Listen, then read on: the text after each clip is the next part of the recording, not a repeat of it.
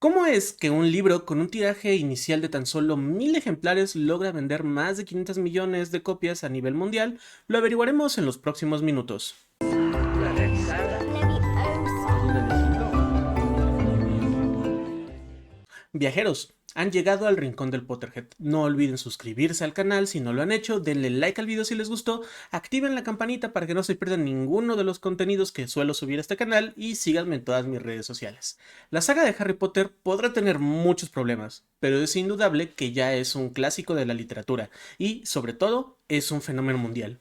Prácticamente se tiene que haber vivido debajo de una piedra para no conocer el nombre de Harry Potter, un nombre que ha sido referenciado en obras de todo tipo y que se ha ganado su lugar en la cultura pop. Ningún autor de literatura infantil y juvenil ha logrado lo que logró J.K. Rowling, y en los próximos minutos analizaremos las razones por las que se dio este éxito rotundo y por qué Harry Potter sigue siendo un éxito rotundo. El origen. Es por todo sabido que Harry Potter nació en 1990, durante un tedioso viaje de 4 horas entre Manchester y Londres. En ese tren, una mujer de 25 años recién egresada de la Universidad de Exeter se hizo una pregunta. ¿Cómo sería la vida de un niño que de un día a otro descubre que es un mago? Joanne Rowling siempre ha dicho que no sabe cómo empezó a idear todo, pero que al cabo de unas horas ya se había imaginado a varios personajes, sus personalidades, sus historias, sus apariencias y demás. Pero ninguno de estos estaba tan claro como el que sería el protagonista de su historia, Harry Potter. Al llegar a Londres comenzó a escribir lo que se había imaginado, ya que no tenía pluma y papel a bordo del tren, por lo que algunos de los detalles de sus personajes se perdieron en el camino, pero JK siempre ha dicho que esto fue una ventaja, pues así pudo darles un poco más de coherencia.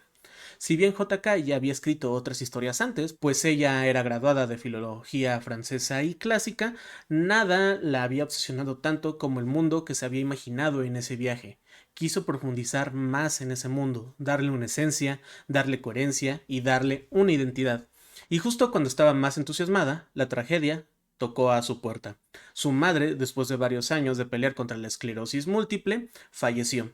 Este hecho fue fundamental, no solo para la vida de J.K. Rowling, sino también para la vida de Harry Potter, porque a partir de este momento, Harry iba a ser huérfano, igual que su creadora. Según JK, ella se tardó 6 años en terminar el primer libro de Harry Potter, pero lo cierto es que entre 1990, año en el que tuvo la idea original, y 1994, que fue cuando se asentó en la ciudad de Edimburgo, realmente escribió poco. Para recuperarse del impacto de la muerte de su madre, viajó a Portugal, donde trabajó como profesora de inglés, conoció a un hombre, se casó, y aunque el matrimonio fracasó, tuvo una hija, Jessica. Ella sería importantísima, porque Jessica fue su sostén durante los años más duros de su vida. Después de su aventura portuguesa, JK regresa a Reino Unido y se asentó en Edimburgo, lugar donde residía su hermana, pero ya no estaba dispuesta a ser profesora, quería ser escritora y quería que Harry Potter fuera su primera obra. Así, parte de 1994 y sobre todo 1995 se dedicó a cuidar a su hija principalmente y, cuando ella se dormía, escribir sobre el mundo mágico en los cafés citadinos, sobre todo en uno muy particular. Así, en poco más de un año, escribiendo en cafés locales, logró concluir La Piedra Filosofal. Ya con el texto mecanografiado en 2 copias, con una deuda enorme y con todos sus pequeños ahorros a punto de agotarse, tocaba hacer lo más complicado, conseguir un editorial que publicara su libro. La decisión que lo cambió todo.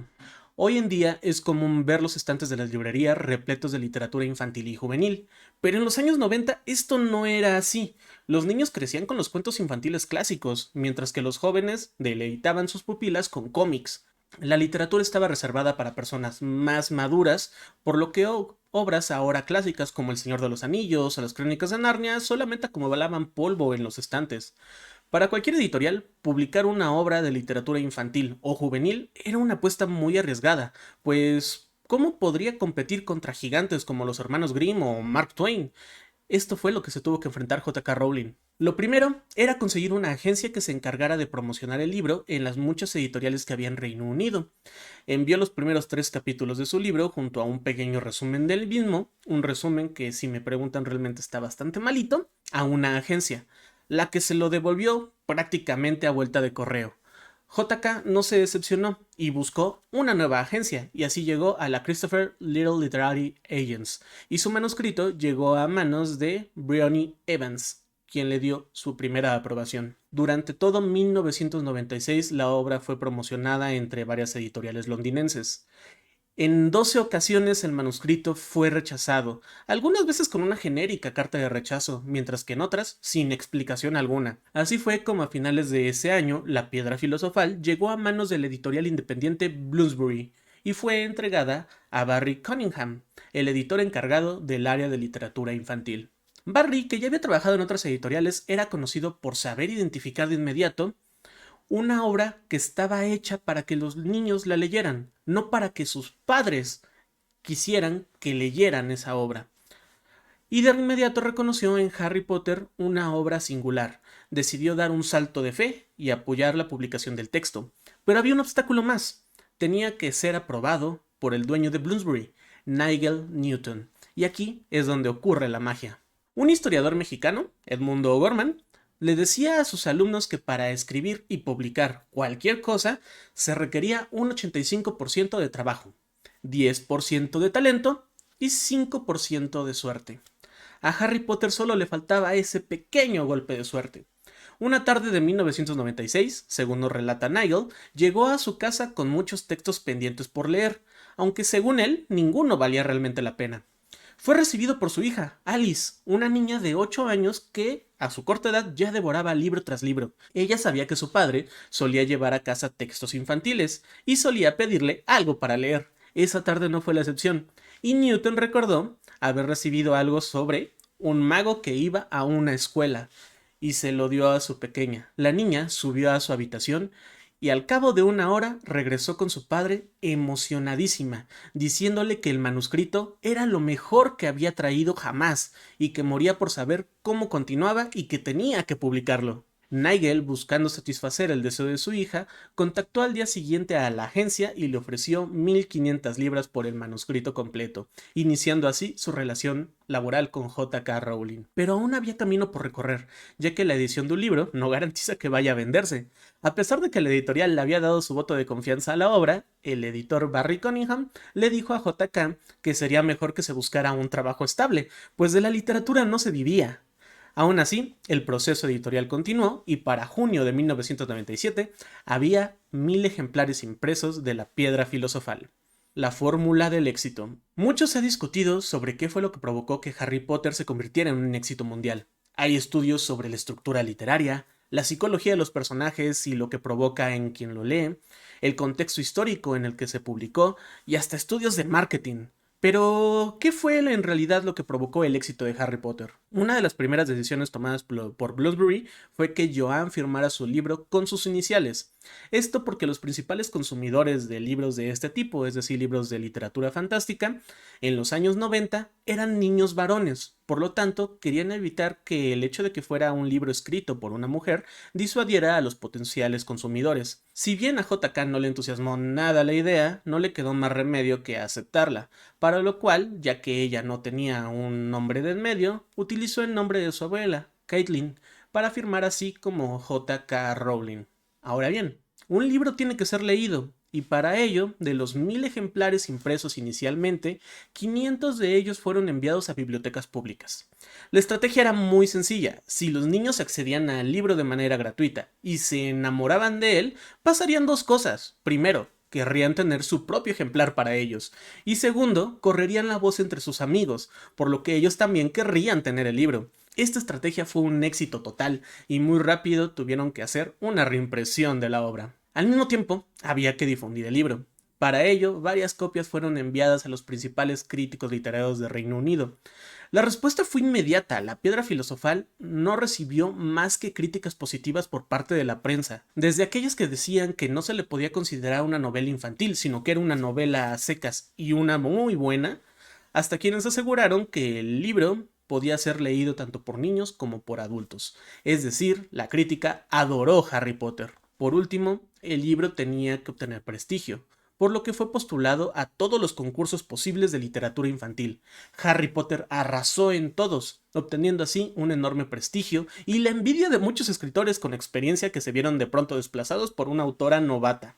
Regresemos a la pregunta inicial. ¿Qué fue lo que provocó el éxito de Harry Potter? ¿La genialidad de JK?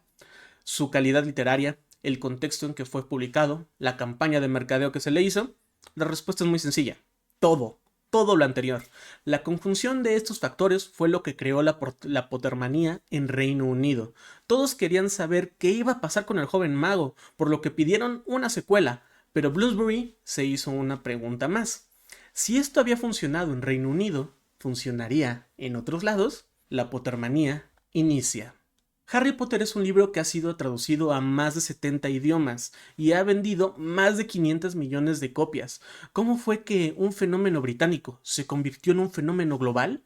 Mientras JK terminaba de escribir La Cámara Secreta, Bloomsbury, en una jugada bastante arriesgada, subastó los derechos de publicación de la obra en Estados Unidos. Estos fueron adquiridos por la editorial Scholastic por $105,000, una suma inaudita para una obra de literatura infantil, que sorprendió muchísimo a JK y de hecho dijo que casi se muere cuando se enteró. Para este momento, Harry Potter ya era un éxito en Reino Unido, así que Scholastic quiso emularlo, pero ahora en el continente americano. Casi al mismo tiempo que en Europa se publicaba La Cámara de los Secretos, en Estados Unidos apareció Harry Potter y la Piedra del Hechicero. El cambio en el nombre, según la editorial, fue hecho para que no se pensara que el libro se trataba sobre filosofía y darle como que un aire más nuevo. Lo cierto es que no importaba. Harry Potter ya era un éxito rotundo. En Europa las ediciones volaban de los estantes. Los reporteros buscaban en los botes de basura de JK alguna pista sobre lo que pasaría en las futuras entregas de Harry Potter. Los lugares a los que JK asistía a firmar ejemplares y leer algunos capítulos de sus libros estaban abarrotados por fanáticos que querían conocer a su autora. Es decir, la Pottermanía ya había comenzado, pero faltaba un elemento más, y este elemento fue fundamental. La edición estadounidense de Harry Potter fue tan bien recibida y los rumores del éxito que estaba haciendo la saga literaria se extendieron tanto que en Hollywood inició una pelea por los derechos de la saga para hacer una adaptación cinematográfica. Así, en 1998, Warner Bros. Anunció que había obtenido los derechos y que iniciaría la filmación de una película basada en las aventuras del joven mago. Y los demás, como dice el dicho, es historia. Los libros de Harry Potter siempre han roto récords de ventas. Solo por mencionar un ejemplo, de los 12 millones de ejemplares impresos en inglés de las Reliquias de la Muerte, 11 millones se agotaron en la preventa y el otro millón se vendió en las primeras 24 horas. Ninguna saga literaria ha conseguido lo que Harry Potter, y es probable que tengan que pasar muchísimas décadas para que una obra literaria logre tan siquiera emular el fenómeno que es Harry Potter. Harry Potter fue un parteaguas para la literatura fantástica infantil y juvenil.